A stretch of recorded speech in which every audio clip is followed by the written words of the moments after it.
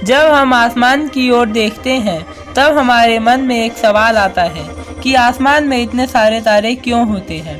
तब आकाशगंगा का जिक्र होता है। यह प्रश्न कई बार हमारे मन में आता है कि आकाशगंगा कैसे काम करता है। आइए इसके बारे में विस्तृत रूप से जानते हैं। हम जिस ग्रह पर रहते हैं इसका नाम पृथ्वी है।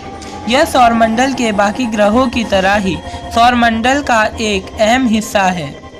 लेकिन क्या आपको पता है कि हमारा सौरमंडल कहाँ है? हमारा सौरमंडल आकाशगंगा का बस एक छोटा सा हिस्सा है, या कहें तो इतना छोटा हिस्सा कि हम कल्पना भी नहीं कर सकते हैं।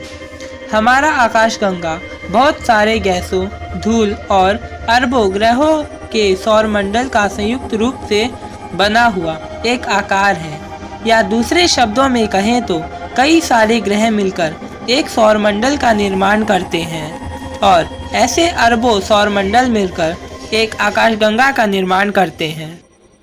हमारे आकाशगंगा के सेंटर में एक बहुत ही भारी ब्लैक होल है, जिसके गुरुत्वाकर्षण से हमारे आकाशगंगा के सभी ग्रह, धूल के कण और सभी गैसों का संयोजन जुड़ा रहता है। जब कभी रात में आप खुले आसमान में देखें तो तब हमें बहुत सारे तारे दिखाई देते हैं, लेकिन कभी कभी बहुत काला सा या अंधेरा सा भी छा जाता है। जब हमें सिर्फ कुछ ही तारे दिख पाते हैं तब धूलों का जमावड़ा हमारे नज़र को धुंधला कर देता है, जिससे हमें स्पष्ट रूप से तारे नहीं दिख पाते। जिस तरह से करोड़ों अरबों ग्रहों से मिलकर बने आकाशगंगा में हम सभी रहते हैं, ऐसी अरबों खरबों आकाशगंगाएं मौजूद हैं, शायद इतनी कि हम कभी गिन भी ना पाए। एक बहुत ही खास दूरबीन है जिसका नाम हबल स्पेस टेलीस्कोप है। इसकी मदद से वैज्ञानिकों ने एक बार के प्रयास में कुल 12 दिनों में 10,000 से ज़्यादा आकाशगंगा की खोज की थी। इन आकाशगंगा में कुछ छोटे, कुछ बड़े आकार के और अन्य रंगों के आकाशगंगाओं को देखा गया है। इनमें से कुछ के नाम हैं spiral, barred spiral, peculiar, lenticular, elliptical, irregular. कुछ आकाशगंगा का आकार कुंडली के आकार का होता है। हम जिस आकाशगंगा में रहते हैं उसका भी आकार कुंडली के आकार का है। दूसरे अंडाकार या दीर्घ वृत्ताकार के आकार के होते हैं और कुछ अन्य अटपटे आकार के भी होते हैं।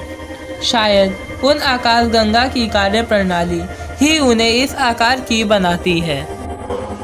कभी कभी अलग अलग आकाशगंगा एक दूसरे के इतने पास आ जाते हैं और कभी कभी इनमें टकरा भी जाते हैं, जिससे इस आकाशगंगा के गुरुत्वाकर्षण पर असर पड़ता है और उस आकाशगंगा में मौजूद सभी ग्रहों का विनाश हो जाता है। आकाशगंगा के टूटते ही उनमें मौजूद गैस एवं ग्रह सब अलग अलग हो जाते हैं। हमारी पृथ्वी भी अन्य आकाशगंगा की तरह ही किसी दूसरे आकाशगंगा से टकराकर नष्ट हो जाएगी। हमारे आकाशगंगा के सबसे नज़दीकी आकाशगंगा का नाम एंड्रोमेडा है, जिससे हमारा आकाशगंगा भी किसी न किसी दिन टकरा जाएगा और दोनों ही आकाशगंगा का एक साथ नष्ट हो जाएगी। दोस्तों, आज के लिए वीडियो में इतना ही।